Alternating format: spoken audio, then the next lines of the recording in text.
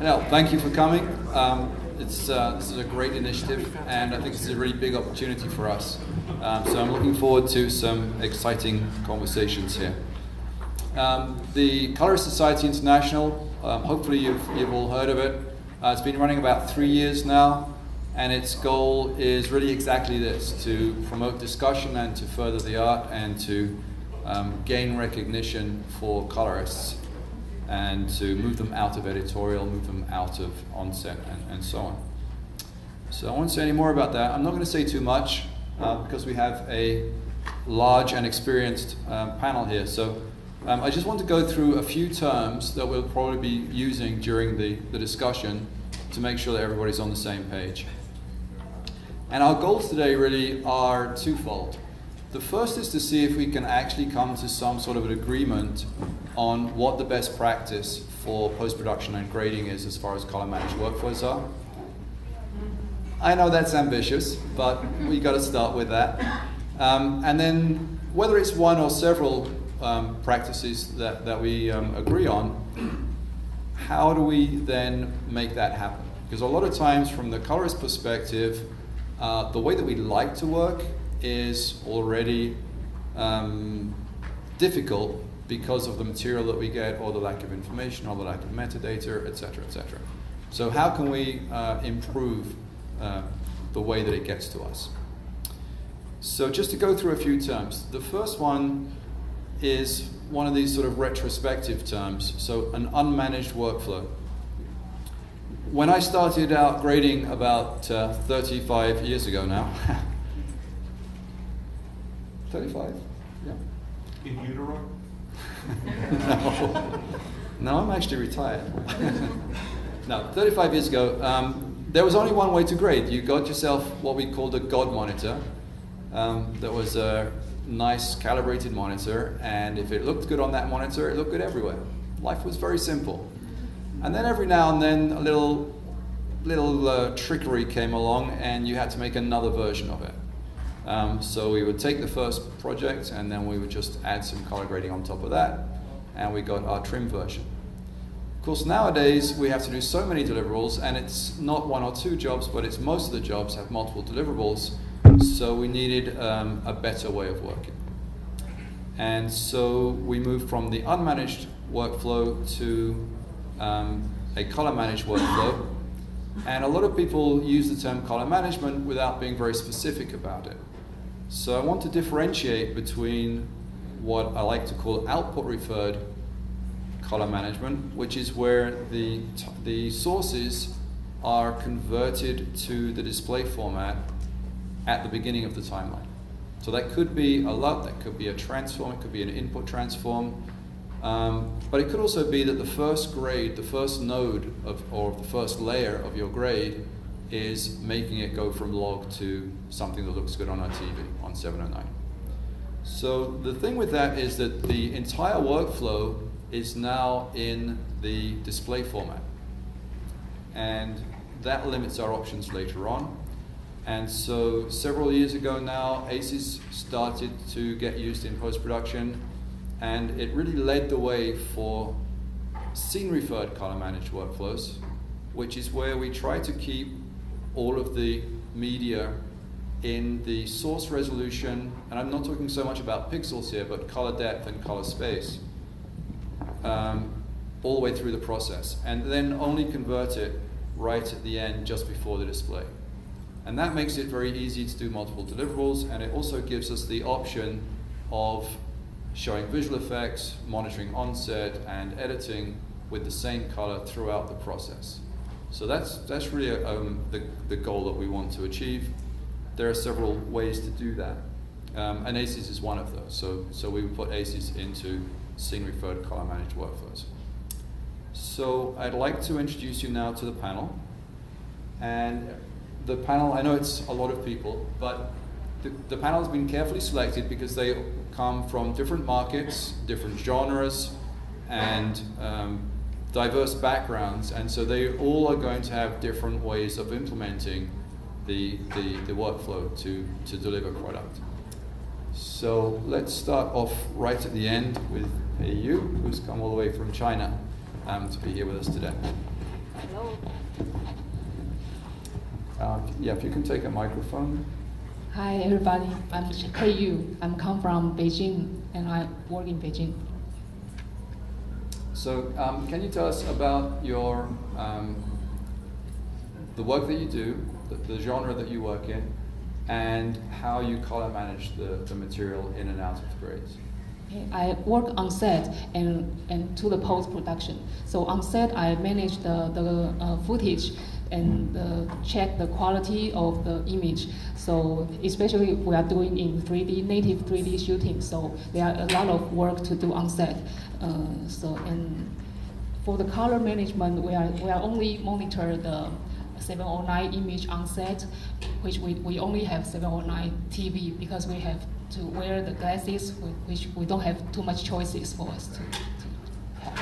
And we do the 3D adjustment on set to see if anything wrong and cannot be fixed in post. We just tell the director and the stereographer.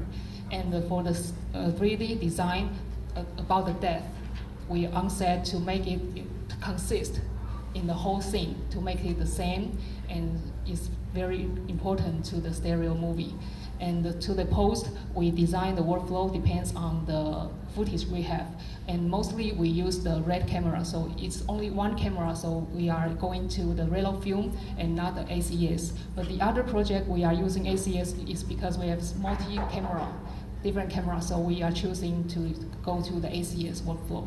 So it really depends on the project we are going on. So the color management is also the same. If we use the ACS, which we just put it to the linear and then go back to us, and maybe we will convert again to the relo film, to the log image and start grade. Yeah, and depends on the deliverable. Maybe we have IMAX and P3 and Dolby Vision. So in China, mostly we have only 3 days for Dolby Vision. So we firstly do the P3 version, and we have last minute they decide to have a Dolby Vision version. So we only have 3 days for that. So we begin on the P3 version and then go to the Dolby Vision room to do the color grading only for 3 days. So this is the things I think we can get some improvement to this. Yes. Okay, good, thank you. And now Ayumi, who has a very different workflow, but a different type of work. Yes, hello, my name is Ayumi Ashley, and I live in New York. I am the lead colorist at Entropic, also great out of our LA and San Francisco offices. Until about a year ago, I was a commercial colorist in San Francisco, where I worked out of MFD for Mission Film and Design, where I was the co-founder and owner. But now I'm in New York, and my work is pretty much entirely commercial, and I would say 75% web, 25% broadcast. All of my deliverables are and have always been Rec 709. So I'm in the camp of not doing a whole lot of color management because it's just coming in and going out. Usually I'm getting prep maybe the day before if I'm lucky. A lot of times it's pre-conformed QuickTimes, maybe it's DPX, maybe it's camera original, but our priority is just speed and just ease for the client. So. And does your work go back into editing, or are you finishing? Sometimes we finish in shop, but usually, that's an add-on that we always try to sell, and that makes our lives easier too, because we do flame, visual effects, finishing at the shop, but usually it ends up going, a lot of times these projects are being cut internally at agencies, at internal editorial companies, so we don't always have control over where it goes after me. Yeah. So one deliverable, 709 deliverable. Yes. Yeah. Yeah. Okay. And I think that's very common. I think a lot of people are still working that way. Okay. Alexis? Hello. I'm Alexis van Hurkman, and I kind of lead two existences. On the one hand, my commercial work primarily consists of indie features, indie documentaries, and a sprinkling of broadcast work, but primarily reality shows and shows where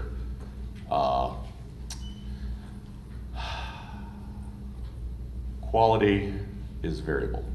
I'll put it that way. And I get what I get, but I'm lucky in that I've been able to control my clientele, and the people that I primarily work with these days have a very clear sense of how sternly I will speak with them if they don't let me know what cameras they shot with and identify that footage. So I try to make sure that I work out with my clients who are almost invariably using multiple camera sources, how we can identify which clips came from what camera, because I like using RCM to manage all of these different sources into a common working color space. So I don't have to deal with a bunch of LUTs. Because at this point in my life, I just hate LUTs. I can't be bothered. I'd rather just tag a footage, have a nice search criteria, tag the footage, done. So that's been my evolution with color management on the client side. On the other side, I'm an independent filmmaker who has the advantage of being able to save money by grading all my own work. And when it comes to my project, I'm really, really strict about making sure that we shoot to the same format whenever possible, or I like to keep everything raw, and that makes life easy when I switch to using RCM for that. So I'm able to, as a director-producer, keep things organized in the way that I like to work so that the grade is just kind of gone away. But those are my two existences. The one is more challenging than the other, but it keeps me kind of aware of the challenges. And on your timeline in RCM, on your timeline and your output, what would be your typical settings? So for me, it kind of depends on the variable quality of the footage. So I'll give you an example. I did a reality series last year, and it was very run and gun, and it was a combination of older GoPros, yay, and what was it? I think C300 footage, and he shot it well. It was decent, but it was going to 709 for sure. There was never going to be an HDR deliverable, and so I decided to make my life easier by managing everything 709 at the timeline level, and then going out to 709. So I was pretty much relying on RCM to convert all of my sources into 709. Boom, done. On the film that I'm in the middle of finishing right now, opposite end of the spectrum, it's Red Monstro footage, Cinema DNG coming from a high-end DJI drone. Everything was kept raw, 8K footage, beautiful stuff. There, my timeline color space is, I'm using IPP2, so red, wide gamut. Yeah, exactly. And, it's a different experience, but because I work with DaVinci, I'm always forcing myself to use the new tools, and I've kind of gotten used to my control surface acting differently every day of the week. So I've become very adaptable. So I don't mind if the controls feel different. I just get used to it and get on with it. Okay, sounds good. Robbie? Hi, my name is Robbie Carman. I'm the owner and lead colorist of a company called DC Color, which is aptly in Washington, D.C. We do almost exclusively long form, both television stuff like Alexis, a lot of reality. I often joke if it has housewives or murder in the title, I probably touched it. Oftentimes, that kind of stuff is run and gun, but recently we've been doing, I'd say past 3 or 4 years, just a lot of really nice higher-end feature-length docs. I am a big fan of just color management in general. I think it's something that's relatively new to this space, this industry, the video and film market. But I have some very close friends and some family members that are in the print industry for a long time, and it's common sense, right? Profile the printer, profile the monitor, etc. And to me, color management is all about flexibility, and especially I found that when you get an independent filmmaker, whether it's narrative or a doc, they say one thing, oh yeah, we're going to a film festival, and then they have 27 other needs, right? It's the theatrical version, it's the Blu-ray version, it's whatever. And to me, color management allows that flexibility. It makes a lot of sense to me, no matter what the system is, RCM or ACES or whatever, to work at the wide end of the funnel, right? You know, you're working in a wide gamut space with that latitude that it's much easier to go from, you know, big to small if you need to. That makes a lot of sense to me. So I pretty much, I would say probably 90% of my projects I am in one flavor of color management or another. That choice of which system, I'm also a Resolve user, that choice between RCM or ACES, which are the options in Resolve, is largely dependent on feel. I find that ACES has a certain filmatic feel to it, and I use it as a tool, right? You know, if I have clients that kind of like that look and feel, I'll use that system, right? And so that's kind of, you know, my thing about it is that it gives me the flexibility to manage things down the line without having to worry about, you know, did I do any damage with, you know, did I clip something with a LUT or something like that. I have this wide set of data that I can parse into whatever comes down. The challenge, as Alexis said, is that especially in the TV world, we're so far, in, you know, reality TV world, we're so far removed from a DIT on set or anybody who knows anything about anything that happened on camera. You know, a lot of times I'm also getting, I'm not getting camera originals or even transcodes, I'm getting a baked file. And can you cut up that baked file to do it? And so that's when color management in general becomes a challenge, but it can still be done. I mean, there's no color management police that are gonna come yell at you if you apply the wrong transform to the clip, right? So a lot of times, you know, I'll, in my prep and kind of getting to know the project, I'll apply some input transforms and see what they do, you know? And, you know, technically speaking, mathematically, they might not be the right math for that particular clip, but hey, there's no scorecard in grading, right? If it looks good, it looks good. True. So we've been focused kind of a lot on the grading side. Andrea, would you like to say a little bit more also about communicating with visual effects up front and feeding the look back down the pipeline? Sure. Andrea Chlebak. I am a senior colorist with Deluxe via eFilm and Encore Hollywood, but I've also been working at Deluxe Toronto, Deluxe New York, and Encore in Vancouver. I actually recently moved to LA from Canada. I'm going to say process. So.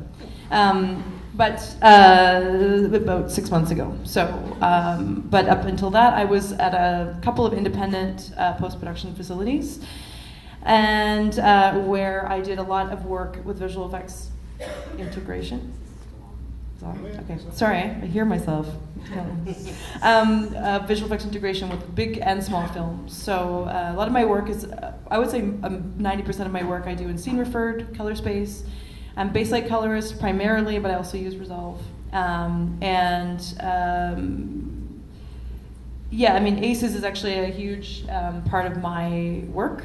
Most of the work I do, I will work in ACES from the perspective of the feel for me, as well as just the ability to deliver downstream. But more so for that first point about visual effects that a lot of visual effects companies have been working with for the last 5 to 10 years have been slowly moving over to asking for ACES linear files and being excited about that workflow.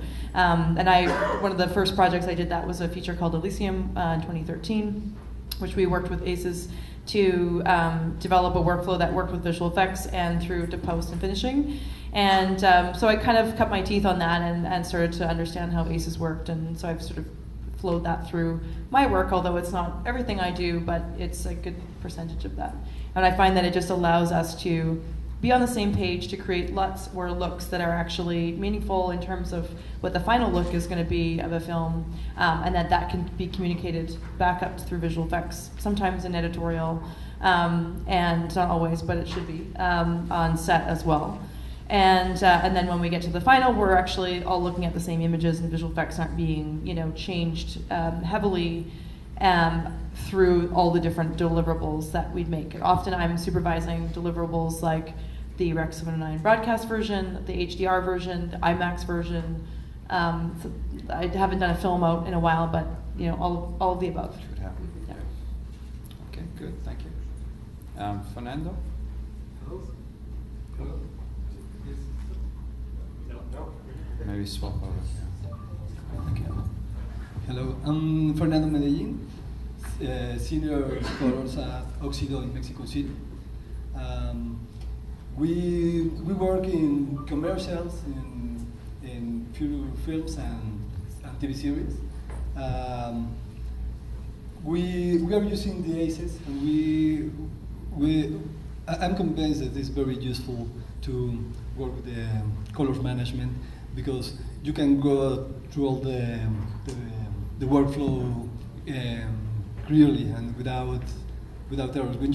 Sometimes we have all the control from the data to the DIT, to the end of the movie. Sometimes not, and what I have so is that when we don't have the complete control of the color management, it could become very noisy. You can have problems with the editors because the image is not properly set, or something that is happening is that the director and the cinematographer is referring too much to his review panels or iPads or iPhones or whatever they have. And if there is something wrong in the color management, it's very difficult to get what they want in the color room.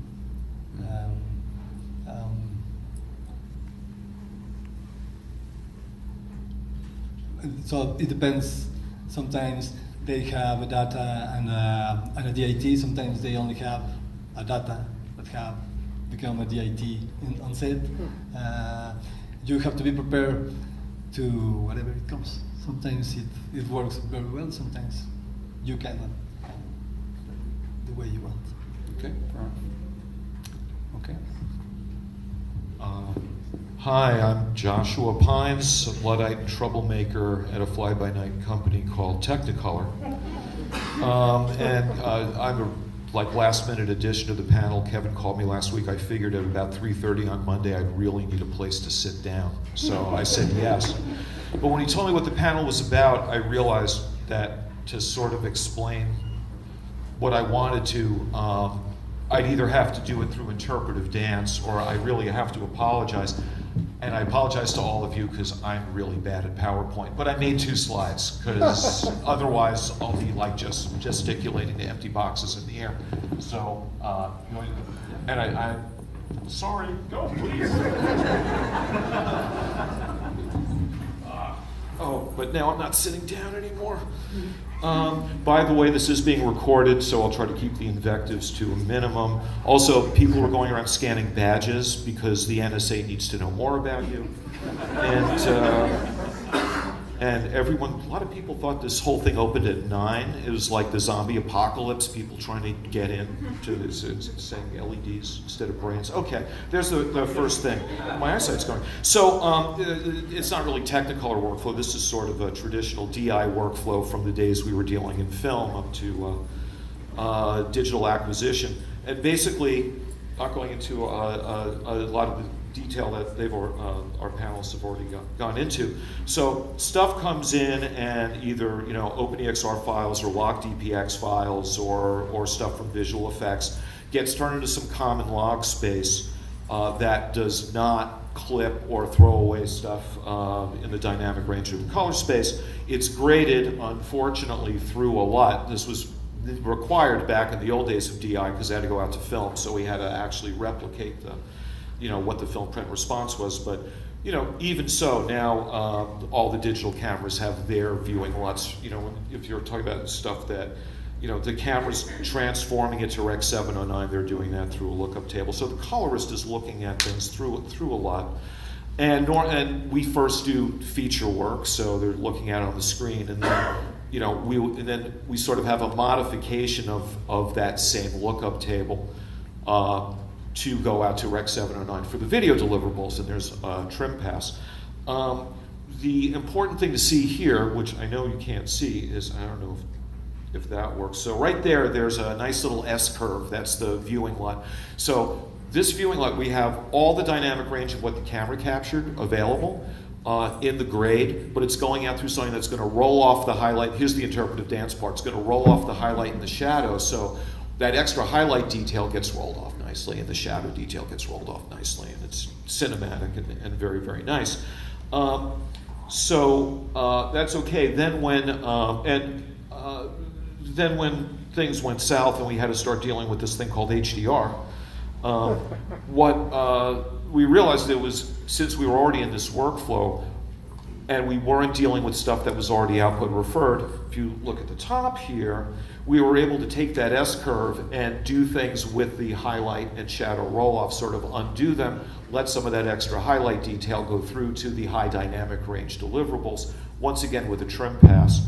So it's a lot of work to set up, but it does make these, because pretty much each extra deliverable for the clients, whether it's HDR or the watch version or the thing the kids are going to look at on their damn phones, just becomes more of a simple trim pass than having to completely go in and regrade. That's pretty much it. So it was quick. Sorry about the PowerPoint. I apologize. PowerPoint from the 70s.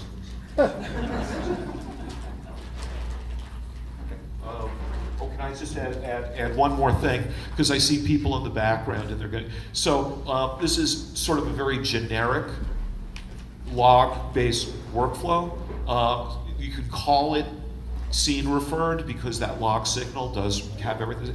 ACES does fit into this, but it doesn't do this. It doesn't necessarily have to be ACES, but ACES is certainly a very good way of doing it with open source public transforms for everyone, rather than the more proprietary ones that, say, a Technicolor or an eFilm or a Company 3 has on their own. Okay, cool. Okay, so so I think there's two parts to it. First of all, there's an adage in post-production that there's a cost, there's a quality, and there's speed, and generally you can pick any two and you pay with a third. And my answer to that is that is for the most part true, but with a little bit of planning and expertise, you can in fact get better results cheaper and quicker. And I think that's how I think of color management. If there's only one deliverable, then the need is not so great, so it doesn't make such a big difference. But we're seeing HDR coming very rapidly. And with HDR, for a little while yet, it's certain that you're going to need to deliver HDR and SDR. And so now we're in a situation where multiple deliverables are going to become far more normal than they have been even in the last few years. So can I just ask the panel, how many of you get involved prior to the grading session? How many of you actually get involved on set or with visual effects or in, let's say, during the editing? So, Hopefully. and that's the thing, isn't it? It's hopefully at the moment. It's not, and very often people sort of like to criticize the colorist. Another famous adage in our industry is, if everything looks great, generally the DP gets an award, and if it all looks like crap, they blame the colorist. Right? And I just want to defend the colorist, because a lot of times there's nothing much that we can do, because what we're given has already had either LUTs baked into it, or it's been compressed, or we haven't been given enough information to work with. So I'm going to open this out to the audience now. What can we do to raise the awareness that we need to preserve this data, not just for quality today, but if we're going to put it into an archive, if we're going to put it as content that has value, we need to be able to change these transforms later on, because we know that there are going to be changes happening. So how do we get that message across to production supervisors, post-production? Any thoughts from the panel, first of all? Oh, of course. And that's why you're here, Josh. No, I'm sorry, but I mean, so for years we've been trying to convince our clients that these are the things you want to walk away with to archive, because who knows in 5 years. And there were some studios that, no, just give us what's called the DCP or the DCDM. That's all we need, the thing that people saw in the theaters. Sure enough, 5 years later, they're coming back and saying, we have to now remaster this for HDR. You still have all those other files, So I think that it really depends on the client, and also the entity that deals with the receiving archival elements. They're not under the same budget as the guys that are trying to get the film out and in the theaters. So the people want to get the film out into the theaters. They don't care about anything else. So and then it's just a matter of knowing. So if there were a more standard way of archiving these things across studios and episodic networks and everything, that would really be good. But I don't know what the entity is to try to come to that standard. I think for me, I've really, early in my career, I just kind of accepted what came my way, and I was happy to have a job, and I would pay the rent and be like, yay. But somewhere along the line, I got cranky, and I started really challenging my clients to learn more. And I started trying to figure out, joking aside, like who was interested in improving their shooting workflow and who wasn't. And the people who were interested, I would spend time. I would spend hours on the phone with them explaining what login coding was all about, explaining the different settings that they could ask the DP to choose for the camera if they were going to be going to QuickTime, or encouraging them to shoot RAW. And for me, I think the single best thing we can do, granted for those clients who are willing, because many just don't care, they just want to do what they do, is to educate our clients as much as we can, because a lot of them want to save money and reap the benefits of us having a better workflow and not fighting so hard. They just don't realize there are options. Do you think it has something to do with how long it's going to sit on the shelf, though? Like reality TV that's maybe not going to... No, well, for example, my main client these days, he has no interest in archiving anything that he's doing. Like, he's the first one to say this is foolish television. But he wants it to look good today. And so my pitch to him was, if we're careful about making sure your cameras are matched and you shoot log, or you record log and you do all these things, I'm going to be able to give you the best looking result, and I can grade it faster because I'm not struggling so much. And he was totally receptive to that, even outside of archival. I think there comes a moment though when clients have to, like, the proof is in the pudding. They have to be faced with like a challenging situation that gives them an aha moment. And for me recently, that has been going into HDR, where I have clients that have existing SDR libraries and are going, hey, how can we monetize our SDR content for over-the-top services, et cetera, in HDR? And so I say, hey, let's go back and get that master. We can, we can do a bespoke grade on it. We can run it through a box, like a AJFS HDR or whatever. And when these decisions are like, why is that still clipped? And I go, well, in the original master, that was clipped and there's no information there, right? And then what's the fix? Well, the fix is we can go back to the original source camera footage, we can regrade it and that kind of stuff. And I found that has been the conversation, as Alexis is saying, educating them, where all of a sudden it clicks about kind of this evergreen version of what they're doing to be as least, damaging to that product, right? It's like, clients understand, at least my clients understand the word, like, baking something in, right? Baking a LUT in, baking a color correction effect.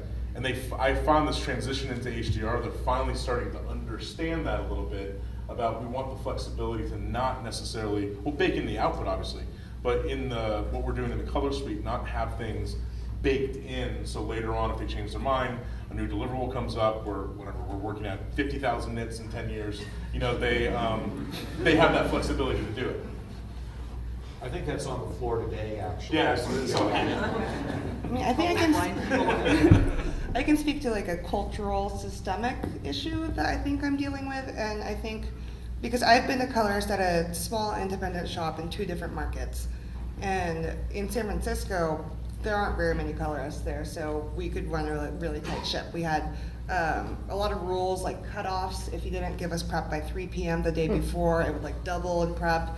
Same day, it would go up like 1.5% or 1.5 times, and then if it was same day, it was double. So we just had a lot of like incentives to just get their shit together. And we also had like a booking sheet where we would ask for camera info if they had it, which they usually didn't. But now I'm in New York, and I'm competing against the biggest shops and top colorists, and the reality is we don't even know if we've won the job until maybe the day before. And then if we do, we have to be grateful for it. So, and then at that point, I have creatives from agencies coming in, it's not uncommon that they don't even invite the director because the director's role is to direct and not be part of post. If the DP is a homie and I know that it's them, then I'd want to like send them stills, and they'd be like, no, you know, too many cooks. Like the art director and the creative director are your clients now. So that's my life. So within all that, you know, that kind of communication, like client education, is out of the question. It's just so divorced from the process by the time it gets to me that we're all just kind of, it just feels like a lot of Band-Aids being put on top of each other a lot of times. Would you say though that the cinematographer really has no idea how it's going to look until after it's graded? That happens. Sometimes they'll show me, sometimes they'll do their own grades and send me stills and be like, will you match this? I'm like, yeah, sure. No. Or better yet, Kevin, Can you go better than that? Yeah, well, usually what happens is before the clients come in, they'll send me what the DP did, or maybe the creative director did it in Photoshop. And they're like, we love the LUT, please match the LUT. And I'm like, yes, got it. And then they walk in and they're like, oh, this actually looks better, thank you. So that's how it usually goes on a good day. Yeah, that's very rewarding. Something that is happening now that we are working with in a TV series for Netflix, and we are grading it in HDR. Something that Netflix is asking is, you have to make a delivery for all of the materials with all the fixing, the pixel fixing and everything, but without grade. I think they are preparing if they for the next step, if they want to move into 15,000 nits or something like that. I think this is the only way, because right now the technology is changing very fast. And sometimes they ask for the project as well that goes with the grade. Yeah. That's useless. Because it won't work on the next version. But they do ask for it. They do ask for it. Yeah. Or the next version, you mean 5 versions later. Oh, can we open this project? Oh wait, you didn't convert 5 projects back? Ah. Yeah. Well, we've, if asked, there is a sort of list of archival deliverables, a minimal set that shockingly is amazingly identical to what it was for the last 100 years in film. You have your cut negative, which is just the movie camera raw files, no grade. You have a timed IP, interpositive, which has the grade, but it still has all the extra range and stuff because it hasn't gone through a film print. And you have a film print, and you have those 3 things, in a salt mine somewhere. And it's the same thing that we want, that we recommend that the studios take, so that they have a record of the grade, they still have their original stuff, and also a record of, and here's what it looked like when people saw it on the screen, back when it first came out. But, That interpositive, is that log encoded for archival? Yes, they've all been, it's a log render without the viewing LUT.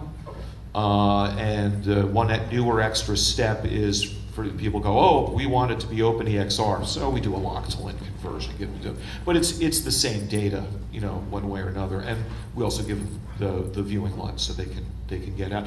But I'm saying this is what we recommend minimally that the studio clients take away as an archive. But then they say, well, how much does each of those cost? And then they change their mind and they, and they don't want it. But they come back in a few years and assume that we still have it sitting on our discs. I'm just curious, what's the price differential between the fulls, Monty, and... That's above my pay grade. I don't know. Because I'd just love to know how much money they think they're saving to be crying in 5 years when they can't do anything with it. That's for sure. I think we should open to, yeah. Hi, so this isn't a question, it's just informational, and you can shut me down as fast as you want. So Andy Maltz from the Academy of Motion Picture Arts and Sciences, thank you for the really informative session. Thank you, Josh, for bringing up that thing called film, which works really well for preservation. One thing I just wanted to throw into the conversation was a couple of new developments that came on the standardization front for delivery and archive. So that's IMF App 5. That's packaging for ACES frames, and then there's a relatively recent Academy published specification that constrains the metadata around IMF App 5. It's called the Academy Digital Source Master, and I'm not going to plug that project. You can all come here at 9:30 tomorrow morning and find out more about that. But there's a place you can go to learn all about this stuff. Thank you for the Yeah, time. thank you. I'm sorry, just to finish off with that, Netflix will take ACES linear as well. It doesn't have to be log encoded, is that right? Yes, no, they yeah. Yeah. Okay. All right. Yeah. Let's. If there are any questions from the floor, now would be a good time. Just take any EXR linear as long as you specify what it colors. is. It doesn't have to be. Yeah, that makes sense. Hello. Hi, Warren Eagles, Australian colorist. If you're not in a bigger shop and you're hearing terms HDR, Dolby Vision, Netflix, it can be scary. Right? You guys have graded it. How bad is it, and what is the learning curve, and what can you take out of that? Well, I think it is scary, right? I mean, it's that, there's, especially in the world of HDR, NITs, ST20, the acronyms seem to be ramped up than they ever have been before. The thing is, I think that there's plenty of people, the Academy, Dolby, all these people are doing a tremendous educational effort, right? And especially with like Dolby Vision, for example. I remember when I first started getting into it about 4 or 5 years ago, it seemed like this mysterious thing that only happened at really big post houses, right? It was really expensive to get into. And when I started getting into it and learning it wasn't rocket science per se, And I think one of the things, and I think Alexis touched on this earlier, is that education to the client is a big part of it, right? And before I take on a lot of HDR projects, we're talking about these things and understanding what mastering level means, what some of these terms mean. And I just found, I don't know about you guys, but I found that clients are just in general more educated than they ever have been before, to these terms, which makes the conversation easier. But there's still a lot of back and forth about that, and we've created a little cheat sheet, right, that helps people understand what the workflows are. And you guys probably do this at your facilities as well, kind of have your 3 or 4 main kind of workflows that you discuss with a client. And we often just supply those as a menu, right? Like, here's option 1, here are the pros and cons. Here's option 2, the pros and cons, and see what fits with their project. I just want to add to that, as someone who also shoots, works as a director and produces small films, one of the things I found enormously helpful is the fact that Netflix is kind of promoting, like, well, if you want to be on Netflix, you gotta, this is your resolution, and you have to, do RAW, and you have to da-da-da. And less from an educational perspective and more from me going to the producer and saying, well, if we want to sell this, Netflix says we gotta do this stuff. And then they're like, oh, okay, well, I guess we have to. And then I get my way in post. And so Netflix has done us all a huge favor by giving us the excuse of, well, they said. But the other thing that they've done, which is I think really helped, is that they put that out in front of the proverbial paywall, right? Like, that information is not proprietary, only known to the color scientists and engineers at the facilities, right? You can just go to the producer's guide and look it up, which I think is very helpful. Well, thank you for that. You've answered question 2. Just say if you want to sell it out to Netflix. That's right. This is what you're going to do. And maybe you don't like the results of the Dolby Vision, but if you want to work with Netflix, you have to use it. Yeah. I can't speak. I'm it could be used for good, or it could be used for evil. That's all I'm saying. James Moe from Warner Brothers. Question for you. Have any of you done your master pass in, say, P3D65 in HDR and then downscaled in terms of that mastering process? I just did. Yeah. Like, you're talking manually, not using Dolby Vision or some metadata-driven process? General.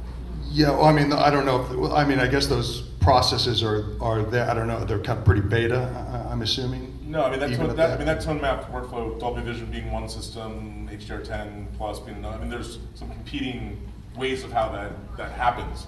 Well, and I'll also just say that, and this is a joke that we make inside of DaVinci all the time, we've been doing that for decades. Like, grading SDR when you get, high latitude media has always been a process of manually tone mapping HDR to SDR. Like, we've been doing that all along. So in a manner of speaking, simply grading is that. So in the project I'm working on right now, I did a Dolby Vision trim pass, which was cool.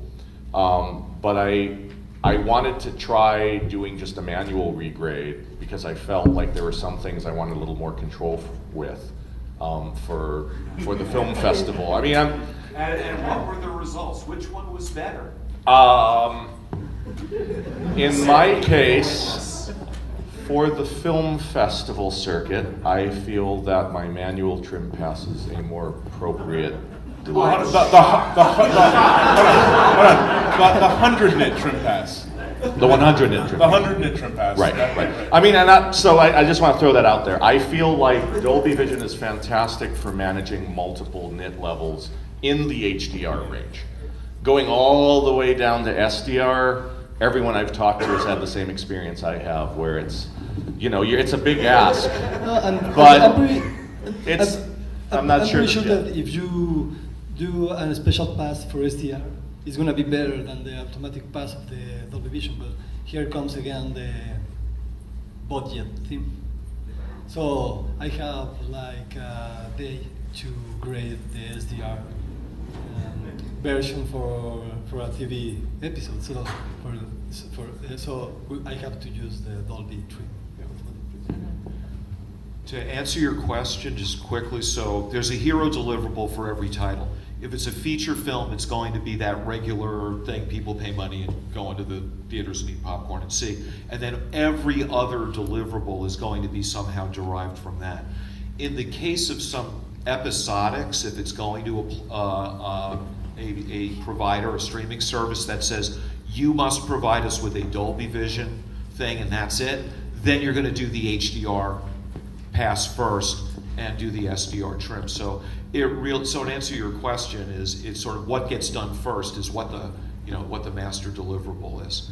Pretty much the episodics that are going to the streaming services would be, because they only want Dolby Vision HDR first, but things that are first going to be movies, it's just the regular movies, and then the HDR is actually a trim pass afterwards.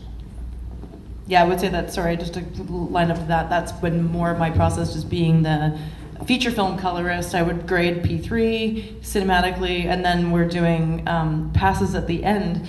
But it's interesting, the last 3 films I've worked on, the DP gets in the room, doesn't even know there's an HDR pass and when it's going to be after the fact, which I find problematic.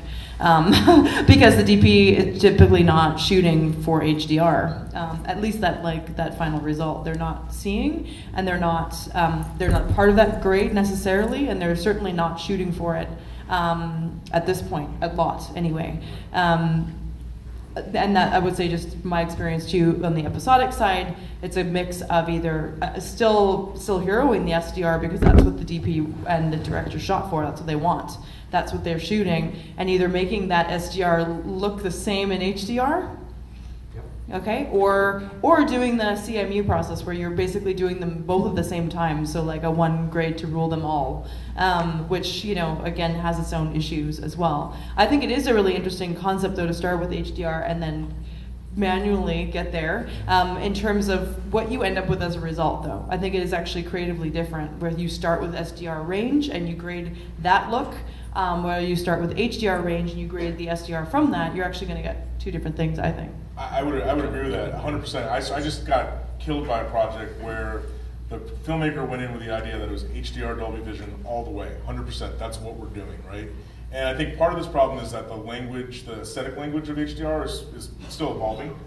There's the turn it to 11 approach, right, where it's just as bright and saturated as it possibly could be, and that was this project, right? And so when we got sign off on the HDR, it's great. Everybody's high fiving, drinking beers at the end of the day. Next day you come in, it's time to do the SDR trim, and then it's like, what the hell is this, right? And we got to a point where no matter, I did 4 or 5 separate passes on the SDR version of that film and could never ever please them. And so we just had a come to Jesus moment and said, what are we going to do? We're going to go back and we're going to do a bespoke custom SDR grade. We'll plead the case to the powers that be for the distributor or whatever and just say, can you take an HDR10 version of this and can you take an SDR version of this? And that process was kind of a crisis for me because I'm a believer in the Dolby Vision idea, right? And now I've converted a little bit on a case-by-case basis. Yes. As Josh was saying, you know, that number one question should be not just HDR for HDR purposes because we can do it. It should be where are those eyeballs going to be on it, right? And start with that. So that is actually, recently I've asked that question, and I didn't used to be a believer about this, but I am now. In some cases, starting with the SDR grade, because that's what everybody's comfortable with and knows that language, etc., and then doing a trim pass where it's the sprinkle of HDR on top, right? So I see both sides of it, and I think the problem right now is that the aesthetic, the first one, the HDR first approach, it's a little hamstrung just from the creative language of the HDR. We might be pushing things too far, too hard for the math, the tone mapping, and all that kind of stuff to do its thing well. Well, I'm going to contribute because I've just done both things with my film, and happily, like, it's great when you're the director and the DP trusts what you're doing because you've had countless conversations about it, and then you're the colorist. I did Adobe Vision trim, and I have to say the result was fine. It was fine, unexcitingly fine, but fine. But I had this nagging feeling that I'll bet I could get just a little bit more if I just bit the bullet and did it manually. So I did, and I have kind of a goofy little workflow I've developed using timeline grades and marks.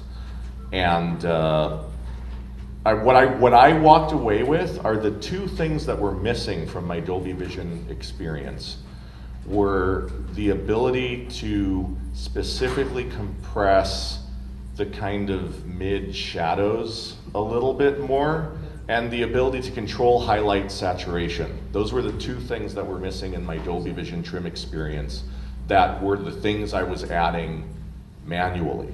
And it was great because I scribbled it all down. Exactly, something that happened is when we are talking about the trim to HDR or to SDR, is that we are thinking in the edges, only on blacks and whites, and how it brights, and no, there is too much involved in the gamma.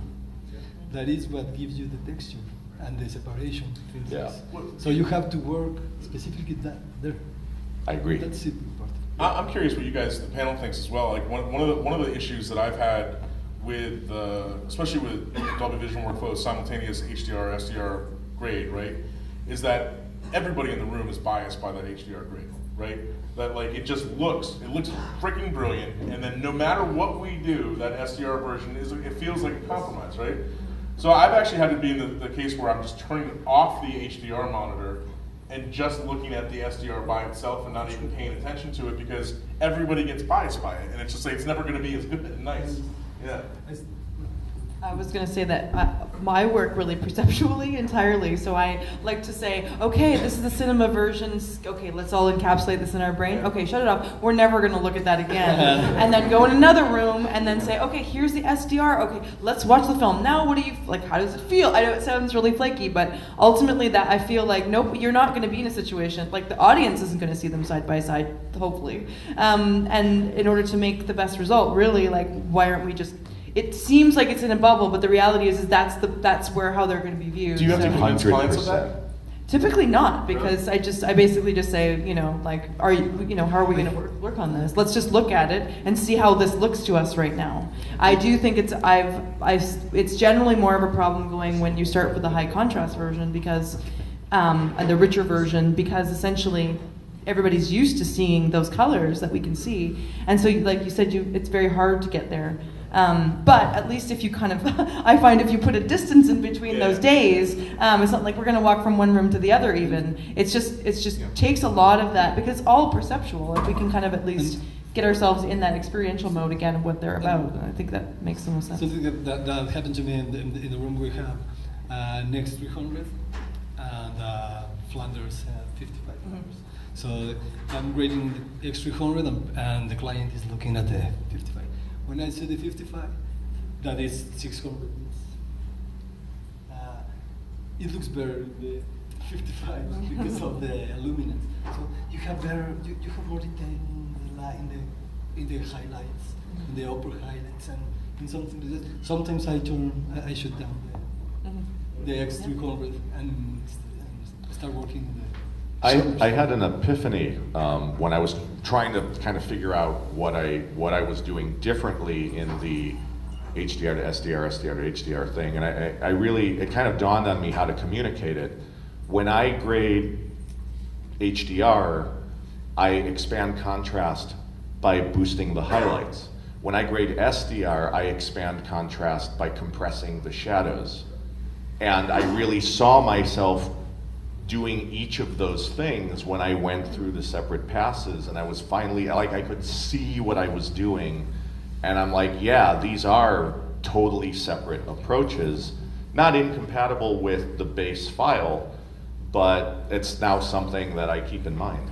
I just want to say, in the middle of this, obvious Dolby Vision love fest,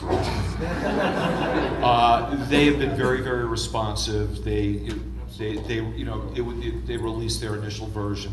They're coming out with 4.0, and they're claiming that there's going to be extra tools to address exactly these issues. So we can all hope that they deliver on their promises. That'd be great. And Robbie has a great video about it. Just go to Dolby.com, yeah, it's a 12-part series thing. Just take one more question and then we'll... So James Gardner, known as the CineTechGeek around the internet traps. So I'm bringing, I know there's a pink elephant in the room in terms of HDR, but I'm going to bring a purple elephant into the room, and it's double the size. And that elephant in the room is, recently, if you're in theatrical, you got DCI, which is the group of studios who come out and they sort of derive or sort of push us in directions on how we're going to do theatrical distribution and representation in the theatre. Recently, they've released a number of documents which indicates a move to a Cinema 2.0, if you'd like to call it, in terms of reaching new peak luminances and dark and black levels in cinema. Now, this has obviously opened up a Pandora's box in terms of how we're going to do that. A lot of the things we talk about here today are really defined by the cost of deliverables, but in the world of cinema, where the director's intent is utmost importance, sometimes those paths are falling away, and we want to get the right pixels on the screen. Now, the two paths along that way is obviously going down a Dolby Vision with a toned map version to the capabilities of the cinema expectations, or because really what we're looking at in the future is LED-based solutions, and particularly light steering or projections, which similar to what Dolby Vision is doing. Now, there's still a little bit of talking, but I wanted to get some feedback from the group in terms of, do you think going with a Dolby Vision with a tone mapped to a specific deliverable or capability of a screen, like in cinema, I'm very much, because I work in cinema, when I put cinema on install cinemas, we calibrate those cinemas to a specific level of light, specific level of blackness. We know exactly what they're going to be. I am not a fan of using variable tone mapping that's going to make a decision for the So I just should say that Dolby Vision Cinema is never tone mapped. Yeah, it's just the one thing. You do the Dolby projector. No, but it has to be to go to these new formats, because there's multiple. No, it's always graded on the projector. No, so ideally, and unfortunately, every single one of those deliverables should have its own trim pass. Absolutely. That's no studio is willing to pay for that. Mm-hmm. Yeah. So there's the dilemma there. But we have it now. There are a few different HDR theatrical projection systems. They are different enough that we can't just make one and show it on all of them. So that is an issue. We are happy to make 57,000 more deliverables than we do now and charge the studios more. Actually, I want to ask Hugh. So in China, how many deliverables, how many versions are typical for you guys to create for theatrical release, given the plethora of different cinemas that are available? In cinema, we usually P3. And in some province, we have only 709. So maybe it's a strategy, maybe, for us to grade in 709 and convert to P3, in practical. Yeah. But that's it? Now we have Dolby Vision. And Dolby Vision, we only got 3 days, so we begin from P3. So the strategy is totally different. But we only got 3 days, so we can only just put the highlight and compress the black area. So that's what we did. So that's what I want to get them to learn more about HDR, to think more, because they are totally different. And there's a lot of Yeah, Samsung. You have a lot of Onyx cinemas there coming up too. So that's another. Yeah, they only can give us 3 days. But that mask. It's always 3. Anyway, we can carry the conversation on, but I think we should open the bar and talk about this a bit. I just wanted, from the overall conversation, sort of what I was getting is that in the current methodology, even with properly acquired source content, that additional time and additional money, therefore, are sort of what the requirement is. Right Yes. now. Yes. Yeah. Absolutely. Yeah. The tone mapping is certainly a cost-cutting exercise. Well, kids are going to pass. Yeah. So to do a short pass. Yeah. Okay. Thank you very much.